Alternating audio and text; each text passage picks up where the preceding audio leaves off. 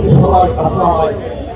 যে ঘটনা ঘটেছে লজ্জা, আমি একজন সাবেক সেনা কর্মকর্তা হিসেবে নিজে অপমানিত বোধ করছি।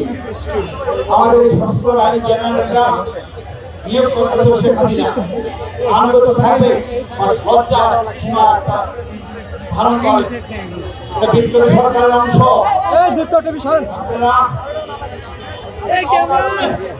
নুরবাহিনীকে হাত তুলেছেন, আহত করেছেন, যেভাবে আঘাত করেছেন হত্যা করার জন্য। আমি অনুরোধ করবো বিচার বিভাগ, আপনারা সম্মিলিত হয়ে হত্যা করুন। এই যে আমাদের হাসিনা এই দেশ থেকে পালিয়ে গেল আমাদের বিমান বাহিনী নিয়ে, তার জন্য আমরা কেন হাসিনাকে চলে যেতে দিলাম?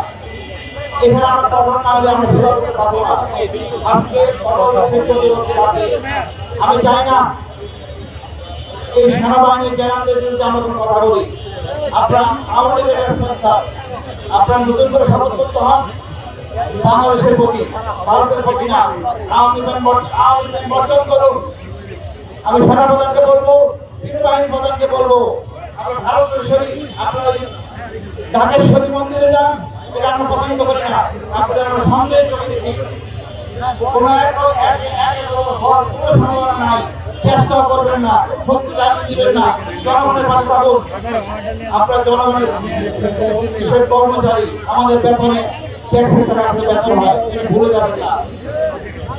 আপনাদেরও বিচার হবে, সীমা লঙ্ঘন করে যাচ্ছেন। একটা লালদের যে পাড়ার লোক ছিল পুলিশের মধ্যে থেকে, সেই লোকটা কোথায়? সেই লোকটাকে দেখতে চাই। আপনি সেনাবাহিনীর লোক, এটা আপনি রেহাই পাবেন না। আপনি শান্ত ভদ্র, এটা খোলা বিবেচনা করবে না। আইনের গতিতে চলবে। আমরা ডক্টর ইউনূস খুব ভালো মানুষ, কঠিন হতে পারেন নাই, তাই আপনারা সুবিধা নিচ্ছেন। আমি আবার বলবো, আমাদের নতুন দেশ, এই দেশটাকে আমরা এগিয়ে নিয়ে যাবো। আগামী প্রজন্মের কাছে একটা সুন্দর দেশ পেয়ে যাবো। ভারতের আধিপত্য মুক্ত বাংলাদেশ থাকবে, এখানে কোনো ভারতের চোখ লাগাতে চলবে না।